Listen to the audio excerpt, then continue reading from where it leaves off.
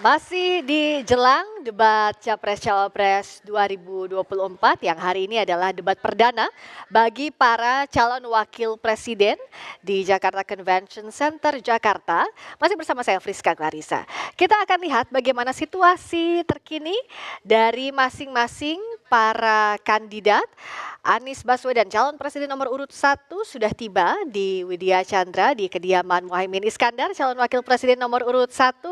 Nanti akan menuju ke JCC bersama-sama calon presiden dan juga calon wakil presiden nomor urut 1 Anies Baswedan dan Muhaimin Iskandar. Sementara di pasangan calon nomor urut 2 Prabowo Subianto sudah tiba juga di kediamannya di Kertanegara nomor 4 dan nanti akan ada Gibran Raka Buming Raka, Cawapres nomor urut 2 yang menyusul ke sana. Ini adalah gambar terkini yang kami hadirkan.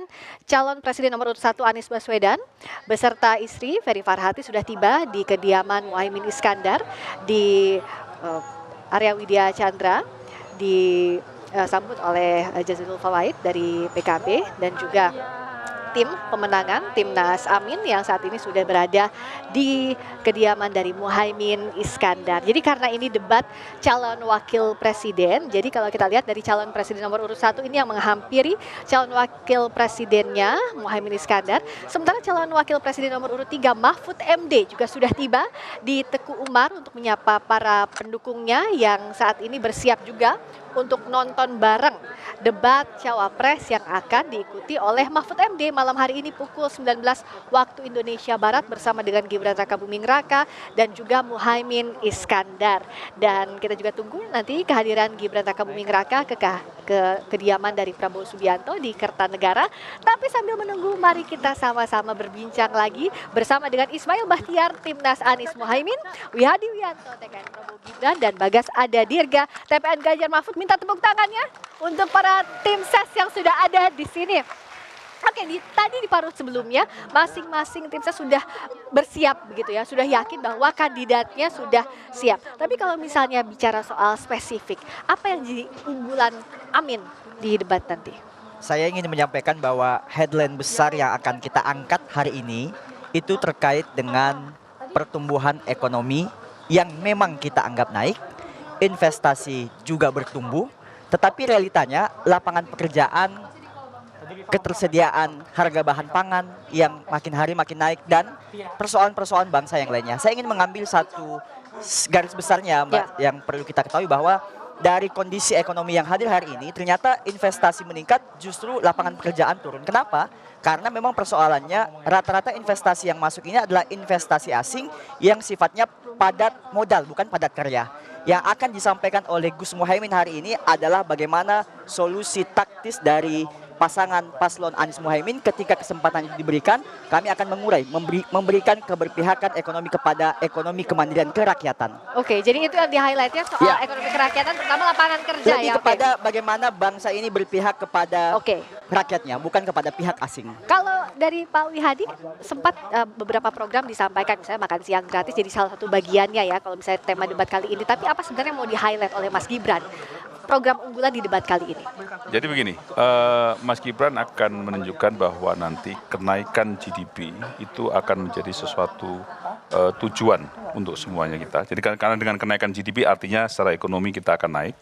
Terus kemudian di sini kita juga melihat bahwa digitalisasi industri, artinya kita mendorong UMKM ini untuk dilakukan digitalisasi. Dan juga kemudian kita masih mendorong yang namanya hilirisasi.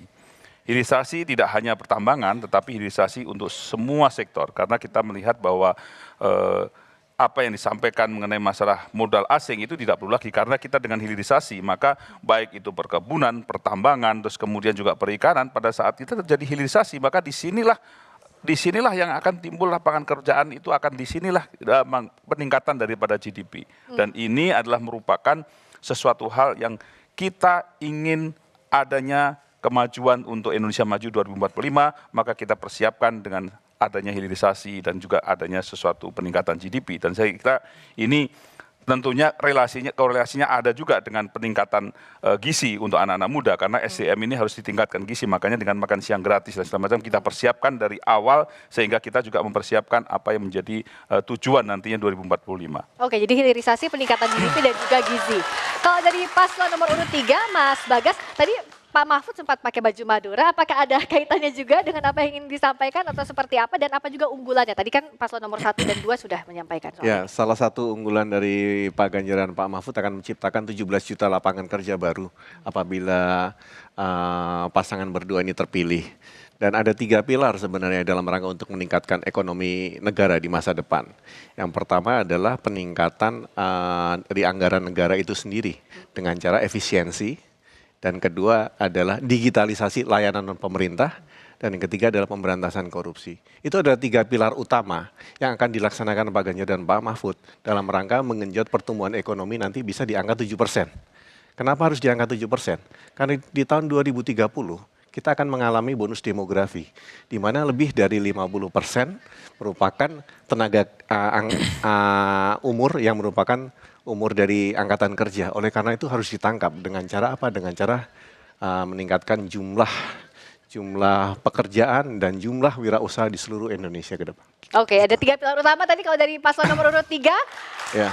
Nah, bicara soal apa yang akan disampaikan oleh masing-masing pasangan calon, kita akan gali lebih dalam lagi, termasuk sebelum debat ini sudah ada perdebatan hangat di luar layar soal apa yang akan disampaikan di malam nanti. Tapi nanti dulu saya mau sapa dulu paslon nomor urut 1, lagi mana semangatnya? Paslon nomor urut 2, mana suaranya? Paslon nomor urut 3, mana juga semangatnya? Kita jeda dulu dan kami jelang debat Capres-Cawapres Pemilu 2024 di debat perdana Cawapres ini akan kembali sesaat lagi, tetap di Kompas TV.